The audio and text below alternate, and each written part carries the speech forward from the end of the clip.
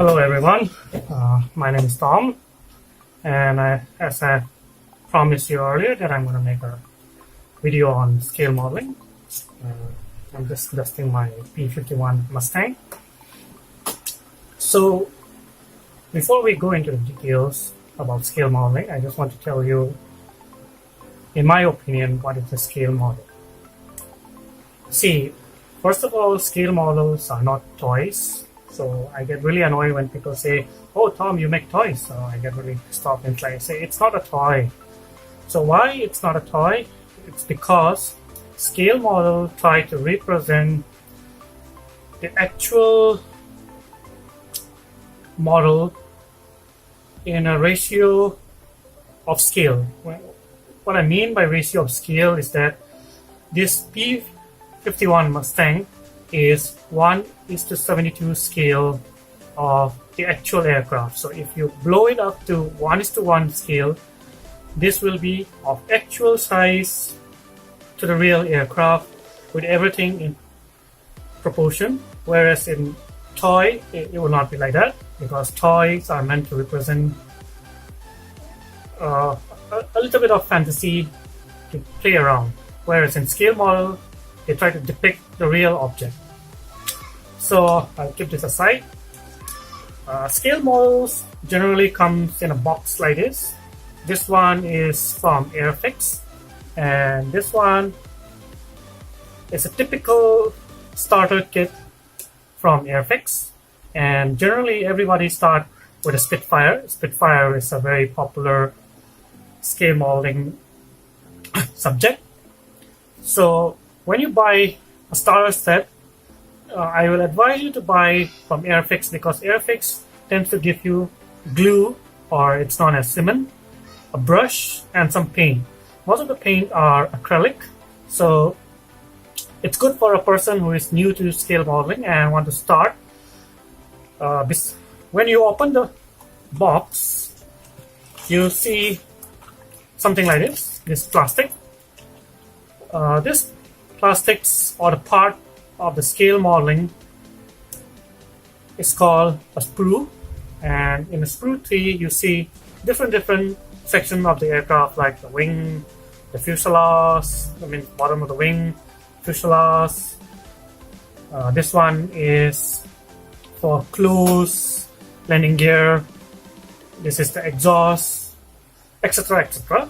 And beside this, you'll see they have put one instruction sheet, and the last one is a decal sheet.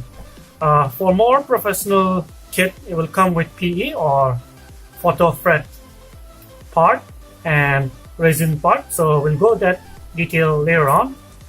So first of all, before you start the scale modeling, please make sure you read the instruction thoroughly, because most of the people tend to skip it. See,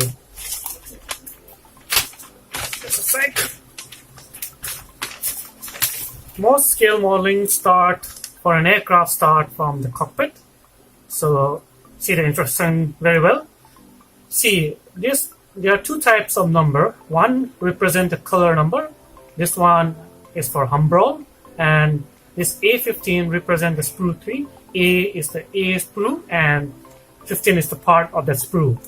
So again, this number represent colors, and this one is a decal. So there are two types of what do you call sprue. One is opaque, and one is the transparent, like the canopy one. So my advice is that before you start assembling, make sure you go through the instruction thoroughly and do dry fit as much as you can, because once you glue it, you can't remove it. So be very sure that the parts are fitting very well. Then once it's done, you paint the aircraft, and finally you put the squadron marking, or this sheet is called a decal. So you put all this decal, like the roundel of the Royal Air Force. Here in India, it's kind of difficult to get the paint, the one that I'm using, but there is always an alternative Indian version or alternative to tools that what we use. So you need to have, first of all, two pairs of tweezer, one with a slim nose and one with a curved nose. These are very, very essential tools. Beside that, you need a scissor, and mine is a little bit crooked, but it's called a screw cutter, or you need a cutter, because ideally you should not use any other or plug any other tool or plug the screw from the screw tree. That is very practice. You need a nail filer. You'll get it from any pedicure shop, or from your girlfriend, or from your mom, or anybody who is a lady. And lastly, you need a hobby knife, and ideally I will say always use a sharp knife, sharp blade. Why sharp blade? Because if it is blunt, you'll put more pressure and you're more likely to have an accident and cut something of your hand or somewhere. So ideally you should always use a sharp blade, and once you have used it and you know it's getting blunt, throw it away. So I was talking about the paint.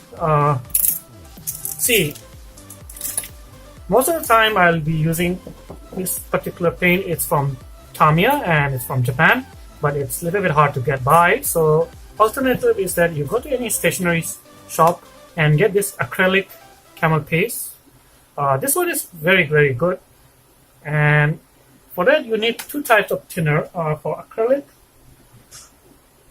I will ideally advise you to use this surgical clinical spirit or isopropyl rubbing alcohol. You'll get it from any medical store. Beside this one, what you can use is, my favorite is NC thinner, nitrocellulose, if that is correct. Pardon me if it is wrong, but I tend to use this one because it dries up very quickly, and it's very nice. So these are the first basic step before starting your scale model. These are the basic tools. And I almost forgot, sorry, my apologies. You need to have a cement. I use a Tamiya extra thin cement. Again, it's very hard, but there is always a alternative Indian version and you can use Fevikwik.